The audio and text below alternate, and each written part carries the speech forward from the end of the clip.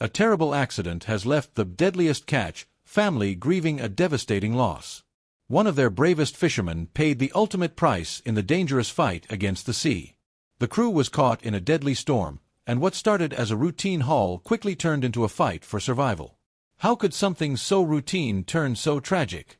Let us uncover what really happened in those terrifying final moments that will make you fear the ocean like never before. With almost 60 pots already pulled and loaded, Jake's crew thought they were heading toward a huge payday. They'd pushed further northwest than ever, gambling for the motherlode of crabs. And it worked. The nets were fuller than anyone dared to dream, easily 200, maybe 300 crabs in a single haul. For a few hours, it was like all their hard work had finally paid off. Then the weather turned, fast. The wind picked up, the rain turned sideways, and what was once a promising day quickly became a life-and-death struggle. They knew they had to hurry up, finish their work, and return home to their families. But it wasn't just the wind. Something else was about to go terribly wrong. Before we go any further, it's clear this accident was far more devastating than anyone could have prepared for, and what came next will leave you completely stunned. Captain Jake's excitement turned to worry as a strange beep echoed from the sonar.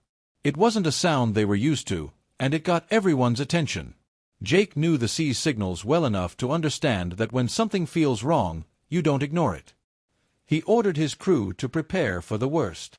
That anchor cable needed to stay tight, or the winch could rip clean off the ship, which would spell disaster. Jake's hands were tied. His main concern now was trying to keep everyone safe. The situation on deck went from bad to worse in no time. The rain was relentless, the waves smashing the boat like a giant's fist. Jake gave orders like a man trying to outshout the storm itself. The most dangerous spot on deck became the winch. If the cable snapped, anyone standing near it would be in serious trouble, and Jake's warnings got more desperate. One of the deckhands almost went overboard when the cable got caught, jerking suddenly. It was the kind of moment that made everyone freeze in terror for a split second. They had all seen enough men go overboard to know that it's often the last anyone sees of them. Then, as if the sea wasn't trouble enough, another ship came creeping dangerously close. It was the Wizard. Captain Jake had seen her many times before, but not like this, not this close, and not in a storm like this. It seemed like a collision was unavoidable. The crews of both ships braced for impact, and you could feel the panic. The waves heaved, and the two vessels barely missed crashing into each other. But while they avoided a direct hit, it was close enough to leave everyone rattled. Jake couldn't deal with the Wizard's captain right then. He had a whole crew relying on him to make the right decisions to get them back to port in one piece. But no matter how experienced a captain you are, there are moments when the ocean just doesn't care. One wrong move, one slip on the wet deck, and tragedy strikes. A crew member lost his footing, and the next thing anyone knew, he was gone.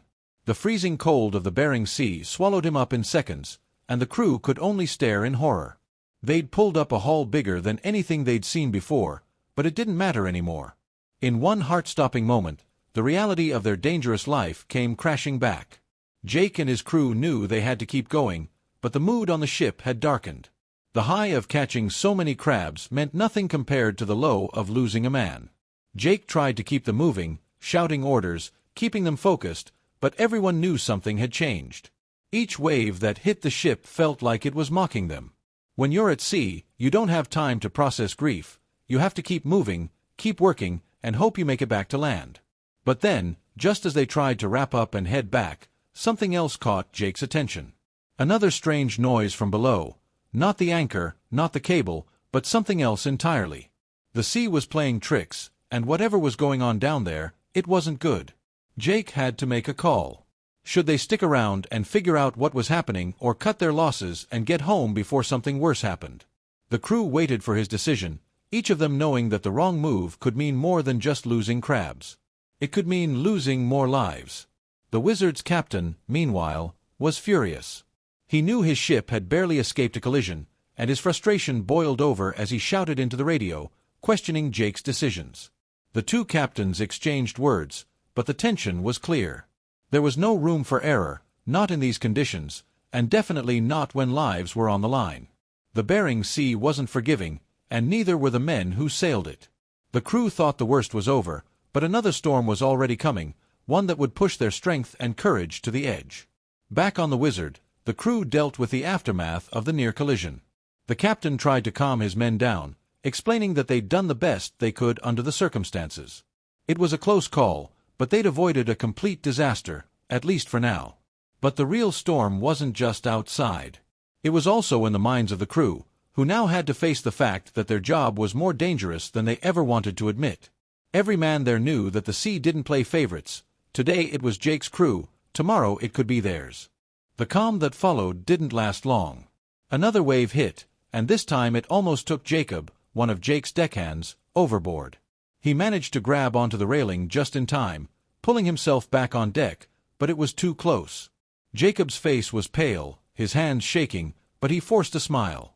That's what they did. They laughed off the fear because if you didn't, it would eat you alive. Captain Jake knew it too. He shouted an apology, but Jacob waved it off, though everyone could see just how shaken he really was. And then came the next challenge. Over on the Summer Bay, Captain Wild Bill faced his own crisis when a crew member went overboard. In the middle of hauling their pots, a man slipped, and before anyone could react, he was in the freezing water. The crew acted fast, pulling him back on board, but the damage was done. The shock of the icy water left the man shivering, barely able to stand. Bill knew that they couldn't stop, they had to keep working, but he also knew they'd dodged a bullet. The Bering Sea doesn't often give second chances. Captain Jake, Captain Wild Bill, Captain Keith, and Captain Harley, each of them had faced challenges that week that pushed them to their limits. They'd lost a man, nearly collided, battled the elements, and somehow kept going. It wasn't about the crabs anymore, it was about survival.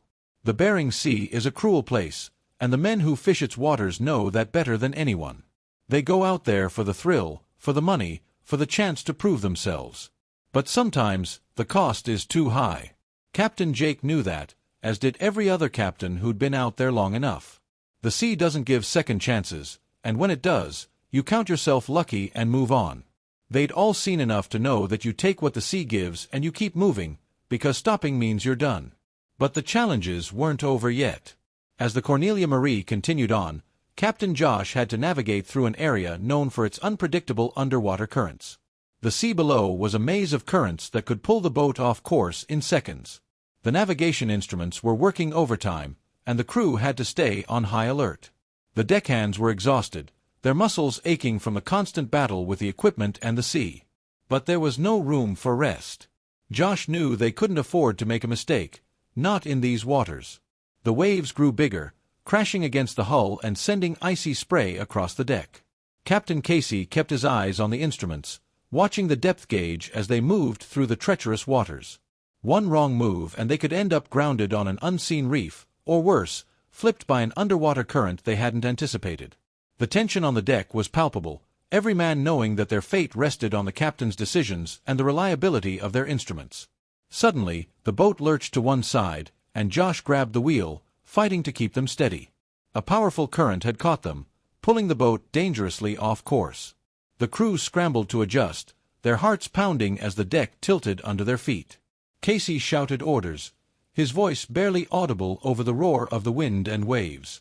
They had to counter the current, fight against the pull, or risk being dragged into even more dangerous waters.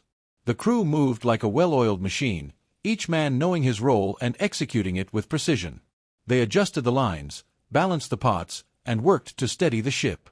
It was moments like these that defined a crew, how they reacted when everything seemed to be going wrong. And somehow, they managed it. The boat slowly righted itself, the instruments stabilizing, and Josh let out a breath he hadn't realized he was holding.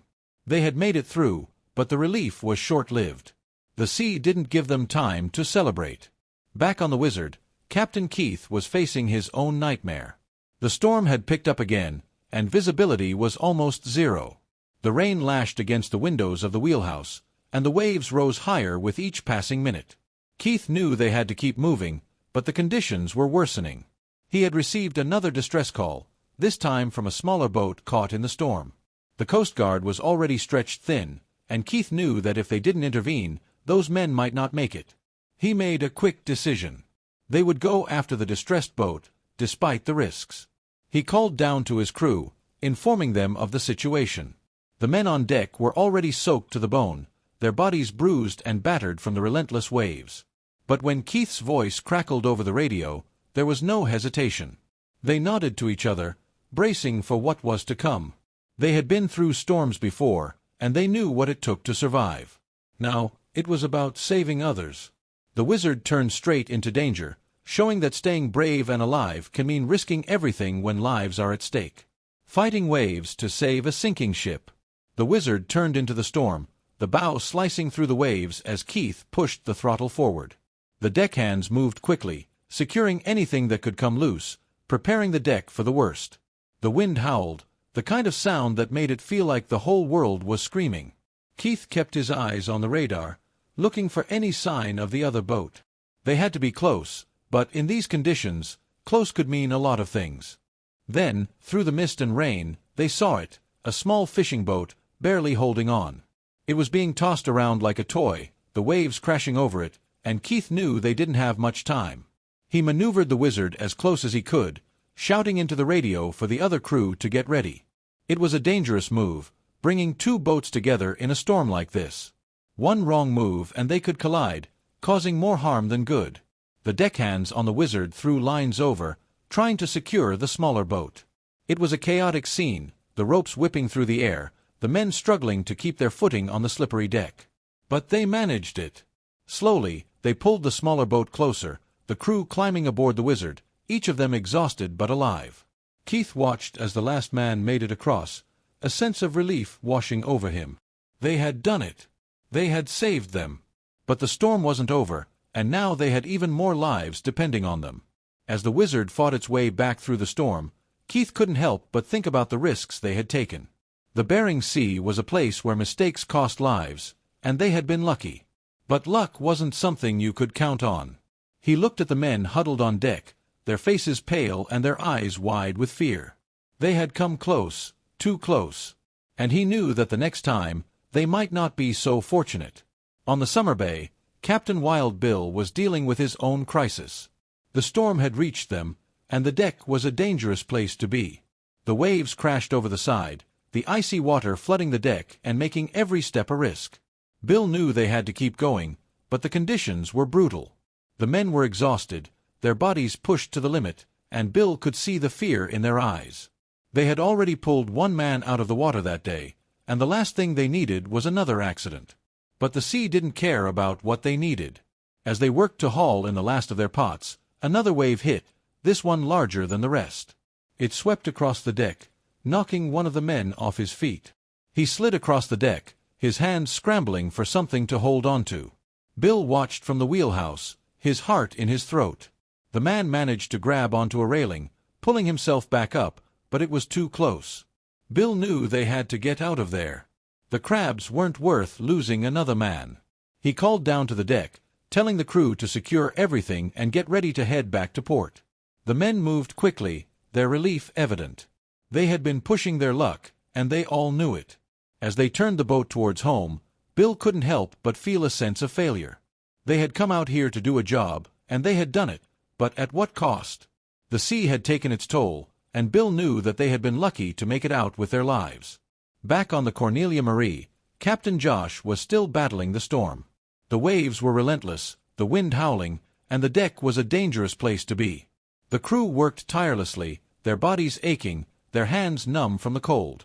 They had been through storms before, but this one was different. It was like the sea was trying to break them, to see how much they could take before they gave in. As they worked to haul in the last of their pots, Josh couldn't help but think about the men he had lost over the years. The sea was a cruel mistress, and she didn't care about the lives she took. She didn't care about the families waiting at home or the dreams of the men who sailed her waters. She took what she wanted, and there was nothing anyone could do about it. The storm finally began to ease, the waves slowly subsiding, the wind dying down. The men of Summer Bay, Cornelia Marie, the Wizard, and all the other boats out on the Bering Sea had faced one of the toughest weeks of their lives. They had lost a man, saved another, and come close to losing it all. They had battled the elements, fought against the sea, and somehow they had made it through. Was this accident a tragic consequence of nature's fury, or could more have been done to prevent it? Tell us your thoughts and remember to like and subscribe for more.